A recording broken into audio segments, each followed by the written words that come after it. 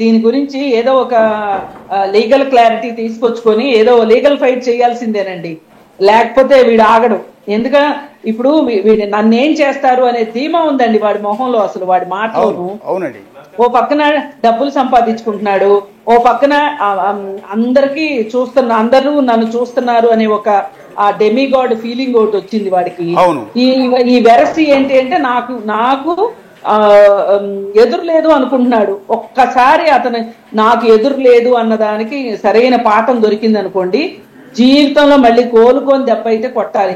ఏ డబ్బులు చూసుకుని మురిసిపోతున్నాడో, ఆ బ్యాంక్ అకౌంట్లు సీజ్ చేసే దగ్గర నుంచి ఈ మీడియాకి సంబంధించి యూట్యూబ్ ఛానల్స్ క్లోజ్ అయ్యే వరకు ఫైట్ చేస్తే గానీ ఇట్లాంటి వాళ్ళు ఇంకెక్కడ మాట్లాడతాడు అప్పుడు? అవునండి.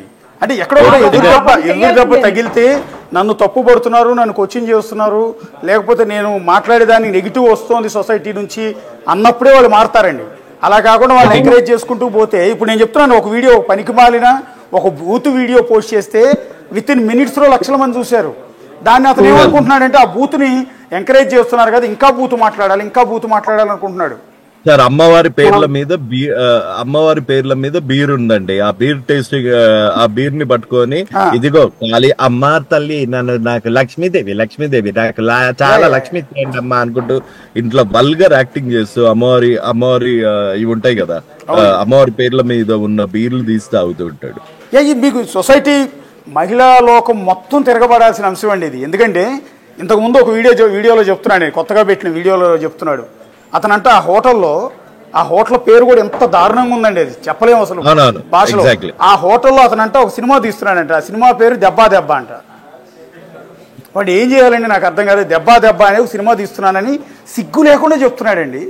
ఎంటైర్ లోకం, భారతీయ మహిళలంతా కూడా ఎంత నవ్వుతారు అంటే, ఎంత అసహించుకుంటారంటే.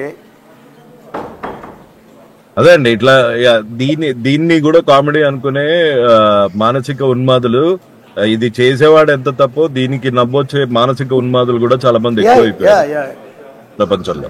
అసలు ఇతనికి మానసిక సమస్య ఉందా అని డౌట్ అండి. ఎందుకంటే డబ్బులు చూసేటప్పటికి అమాంతం ఒక్కసారిగా ఈ 2-3 ఏళ్లలో లేచాడు కదా, అమాంతం ఈ కరోనా తర్వాత నుంచి లేచినట్లున్నాడు. కాస్త వీడియోలు వైరల్ అయ్యి, అంతకుముందు ఎవరోదు కూడా తెలియదు ఇతను. సార్ జోక్ ఏది సెన్సిబిలిటీ ఏది అన్న డిఫరెన్స్ అసలు ఇట్లాంటి ఎడ్యుకేషన్ సిస్టమ్ కూడా మనకి లేదండి. ఒకసారి కృష్ణ కుమార్ గారు పెళ్లి అయిందండి, ఓకే పెళ్లి డివోర్స్ అవుతుంది. ఎందుకని ఇచ్చిందో? ఎందుకంటే ఇదిగో 66 కోట్లు అన్న దాని దగ్గర ఇచ్చి ఉంటది. అంటే ఇలాంటి వాడికి, ఇలాంటి మానసిక ఉన్మాదులకి ఇంట్లో భార్య, ఇంట్లో ఒక 2-3 ఆడపిల్లలు ఉంటే అప్పుడు తెలిసి వస్తుందండి. ఆడపిల్లలు ఫోన్ చేసి ఎవరే దరిద్రుడా నీ కడుపుని చెడబుట్టావరో మేమని చెప్తూ ఉంటే, నువ్వు వాడే భాష ఏంటిరా, నువ్వు ఆడవాళ్ళ గురించి, మేము కూడా ఆడపిల్లలమే కదరా, నువ్వు కన్నా ఆడపిల్లలమే కదరా అని చెప్పి వాళ్ళు అంటే అప్పుడు సిగ్గు వస్తుందండి. యాక్చువల్లీ లేదండి, వాడికి రాదండి. వాడు ఒక పర్వర్టెడ్ ఫెలో అంతే.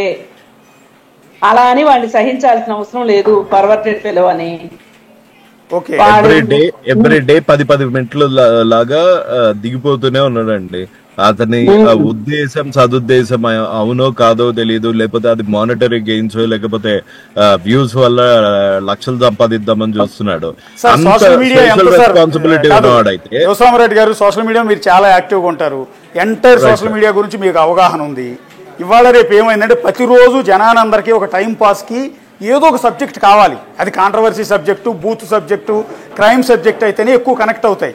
సో అలాంటి వాళ్ళు కూడా చూస్తూ ఉంటారు. అది చూసి వీళ్ళు నిజం అనుకుంటారు, వీళ్ళందరూ నాకు నిజమైన ఫాలోవర్స్ అని. అదేం ఉండదండి. ఇప్పుడు హర్ష సాయి అనే వ్యక్తి దేశంలోనే అత్యధిక యూట్యూబ్ ఆదాయం సంపాదించిన వ్యక్తి ఒకప్పుడు. అత్యధిక వ్యూయర్షిప్ ఉన్న, అత్యధిక ఫాలోవర్స్ ఉన్న, సబ్స్క్రైబర్స్ ఉన్న వ్యక్తి హర్ష సాయి. ఇప్పుడు అలాంటి వాడు ఏమయ్యాడు? ఇప్పుడు ఒక వీడియో చేసే పరిస్థితి ఉందా? లేదండి. అతని మీద రేప్ కేసు ఫైల్ అయింది, అయిపోయింది, మొత్తం కొలాప్స్ అయిపోయింది సామ్రాజ్యం అంతా. మొన్నటి వరకు హర్ష సాయి అంటే పడి చచ్చిపోయేవాళ్ళు జనం అంతా. ఎందుకంటే అతను సమాజ సేవ చేసేవాడు, చాలా మంది పేదవాళ్ళకి డబ్బులు సాయం చేసేవాడు. అప్పుడు అంతవరకు బాగానే ఉన్నాడు. ఎప్పుడైతే అమ్మాయి రేప్ కేసు పెట్టిందో ఆ తర్వాత మొత్తం పతనం స్టార్ట్ అయిపోయింది.